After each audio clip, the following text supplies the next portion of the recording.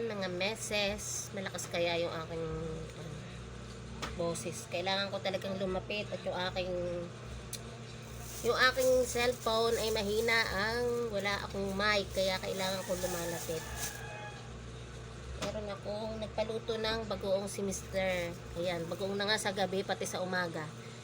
Ito siya at gusto niya kapag kumain ng mangga ay meron daw bagoong. Magawa tayo ng special bagoong mga meses. At syempre yung bagoong natin ay gamitan natin ng sibuyas, bawang at saka brown sugar. Gagamit din tayo ng suka para yung ating bagoong ay hindi malansa mga meses. Ayun yung sekreto. Kumbaga naman ay para tayong gumagawa ng sweet and sour. Lagyan natin ng maraming bawang para mabango. At ihiwa-hiwain lang natin yung mga bawang natin. Ipapakita ko sa inyo kung paano lutuin para pag gusto ninyo ng mangga ay may sausawan din kayo. Pwede kayong magluto din. Wait lang mga meses. Ayan na nga yung ating sibuyas at bawang. Malabo ang pagkaano. Ayan. At ayan na nga yung ating bawang mga meses. Hiniwa-hiwa ko lang siya ng ganyan. Tapos sibuyas mga meses na laging malungkot. Ewan ko kung bakit nakakalungkot ang sibuyas na ito. Nakakaiyak. Ayan. At ayan na nga ang sibuyas natin na nakakaiyak na naman. Parang laging kasama ng lungkot. Nabigo sa pag-ibig mga meses. Ayan niya. Parang lagi nabigo sa pag-ibig pag naghiwa ka ng sibuyas. Ayan. At atin na nga lutuin mga meses. Lutuin na nga natin mga sisi ang ating special bagoong. At ilagay lang natin ang mantika. Ayan mga misis, medyo malikot ang cellphone ni misis. At hintayin natin uminit yung ating mantika. At pag mainit na iyan, ay atin nang ilagay yung ating sibuyas. Excuse me. Ayan, nag-aapoy-apoy na ang aking At ilagay na din natin ang ating sibuyas at bawang. Tapos mga sesi ko, ay lalagyan ko iyan ng paminta. Ayan, mas gusto ko may paminta para medyo may konting anghang. Halo-haluin lang natin mga sisi hanggang sa siya ay mag golden brown na. Hintay-hintay natin na mag golden brown. Tapos ay atin nang ilagay yung ating napakabangong bagoong. Ayan, ilagay natin ang bagoong natin. Mga meses, yung bagoong ko ay 3 iyan, pero yung 2 ay hindi ko hinugasan. Yung isa naman ay hinugasan ko para baka biglang mawala yung lasa, kaya isa lang ang aking hinugasan. Iyan naman ay depende kung huhugasan ninyo yung bagoong. Ako pag nararamdaman kong may buo-buo na asin ay talagang hinuhugasan ko. Pero pag wala ay hindi na ako naghuhugas. Gawa ng medyo nawawala yung alat niya, nakakapagdagdag pa ako ng asin. At hinintay ko nga lang iyang maprito mga meses para matanggal ang lansa. Hintayin natin medyo mag-brown ang kulay ng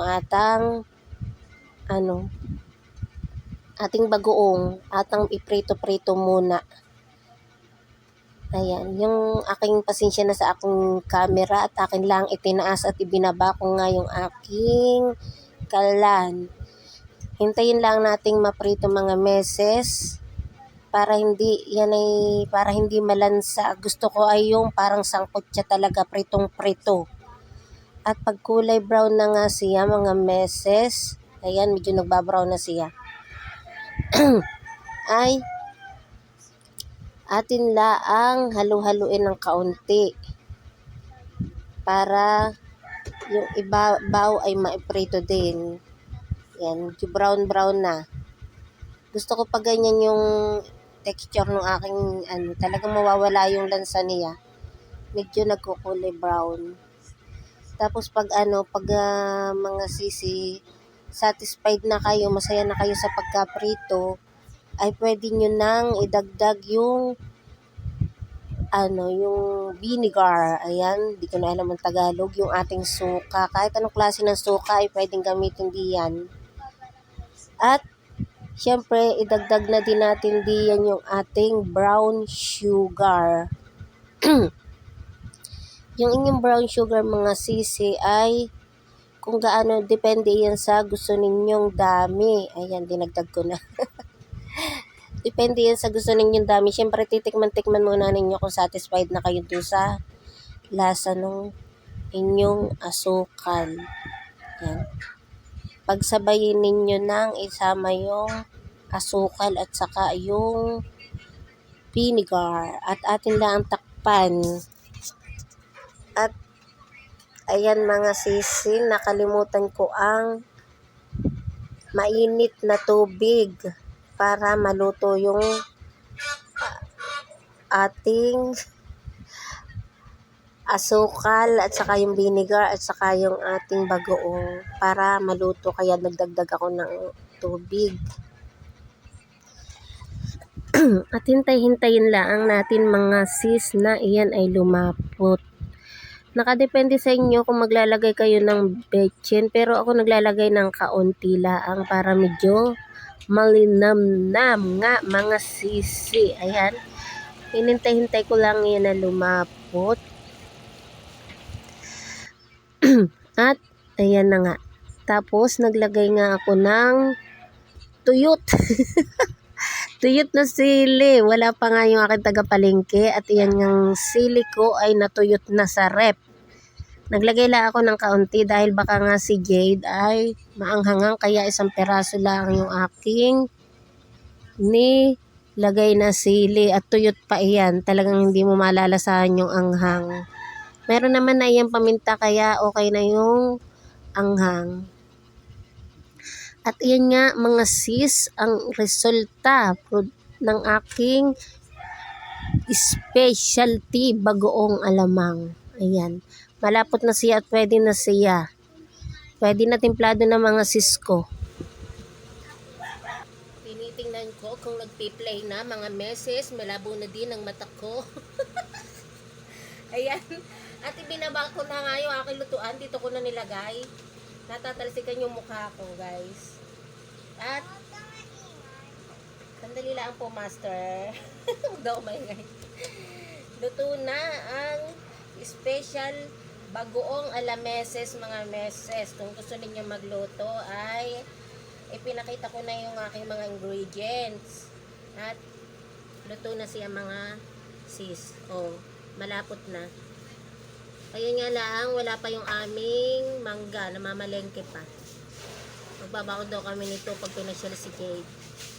Lutong-luto na mga meses. Pwede siyang ulamin, pwede sa mangga, pwede sa singkamas. At pwede ding, yun, pwede sa talong. Thank you. Thank you, anak. Pwede sa talong. Pwede din siyang ilagay sa jar para ilagay lang sa rep. Mga meses ay meron kayong mauunti-unting kunin. Baka may parcel ako. Pambayad mo sa parcel? Ha? Okay. Ayan. Nagbablog ako, meron patalasta. Yan mga sis. Okay, wala pa yung mangga. Bye-bye.